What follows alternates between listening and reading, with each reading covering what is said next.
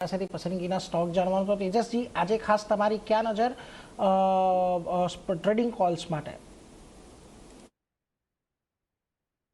તો નીરજજી, આજનો મારો પહેલો કોલ છે મેટલ સ્પેસમાંથી steel authority of India limited. આ સ્ટોકમાં એક મોટું બ્રેકઆઉટ આવ્યું છે અને વીકલી ચાર્ટ ઘણા સમયથી આ સ્ટોક 175-176 લેવલ સરપાસ નથી કરી શક્યું, પણ ફ્રાઇડેનું ક્લોઝિંગ વોઝ અબવ 175 અને આજે બી સારું એવું ગેપ અપ થયા પછી ફોલોઅપ બાઇંગ આવેલું છે.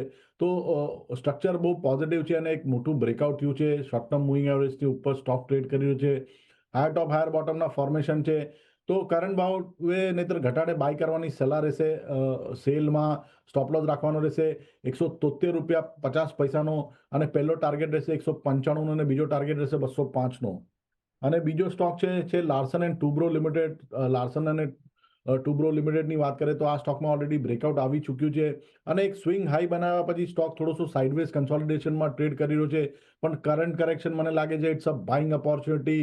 શોર્ટ ટર્મ મૂવિંગ એવરેજની ઉપર સસ્ટેન કરી રહ્યો છે સ્ટોક. તો L&Tમાં કરંટ ભાવે કાં તો ઘટાડે બાય કરો. આમાં સ્ટોપ લોસ રાખવાનો રહેશે 3900ની નીચે. આનો પહેલો ટાર્ગેટ રહેશે 4250 અને બીજો ટાર્ગેટ રહેશે 4450. એટલે જુઓ, સેલ અને L&T આ બે જગ્યાએ ખરીદદારીની સલાહ અત્યારે બનતી દેખાઈ રહી છે. આજના દિવસે ધ્યાન રાખીશું. સેલમાં તમને 173.50નો સ્ટોપ લોસ રાખો, 195, 205 આ બે લક્ષ્યાંક તમને આવનારા સમયમાં આવતા જોવા મળી શકે છે. અને બીજો છે L&T 3900નો સ્ટોપ લોસ રાખજો, 4250નો પહેલો અને 4450નો બીજો લક્ષ્યાંક અહીંયાથી આપણને આવતો જોવા મળી શકે છે. એટલે આ બંને પર તમારે ખાસ ફોકસ રાખવાનું, સેલ અને L&T.